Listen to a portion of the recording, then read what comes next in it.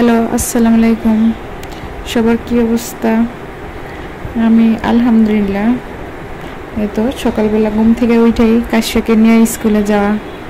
জারিফকে করে নিয়ে যাইতে হয়, জারিফ ঘুমের মধ্যে থাকে, কোলে করে নিয়ে যায়। কি করব, কেউ নাই, তো দুজনকে নিয়ে যেতেছি স্কুলে। বাসার কাছেই স্কুল, তারপরে দিয়ে আসি।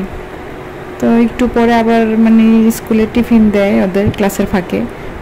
একটু পর যাইতে ভালো লাগে না, তাই কিছু কিনে দেই দোকান থেকে, না হলে আবার বিরক্ত করে, কারণ স্কুলের সব বাচ্চারা বাইরের জিনিসপত্র খায়।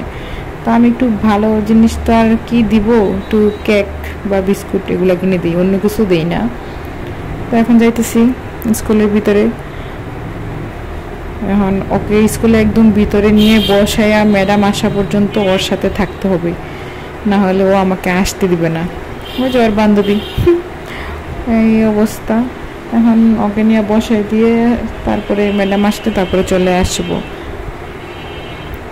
তো চলে গেলাম, তো বসে পড়লো,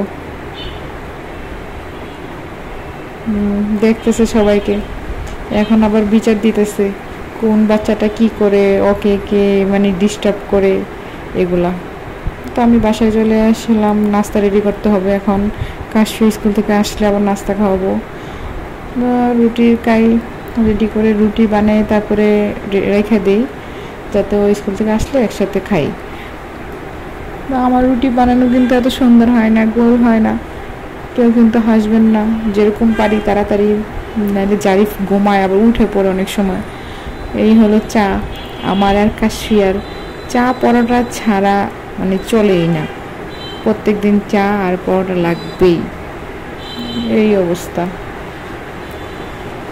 তারপরে এই তাড়াতাড়ি করে তারপরে ওকে গিয়ে আবার 10:30 বাজে স্কুল ছুটি দিবে, নিয়ে আসবো, তারপর একসাথে আমরা খাই। এর মধ্যে আর অন্য কাজ থাকলে করে নেই। যে জারিফ খাইতেছে রুটি বিছানার মধ্যে টোকাইয়ে টোকাইয়ে খাইতেছে।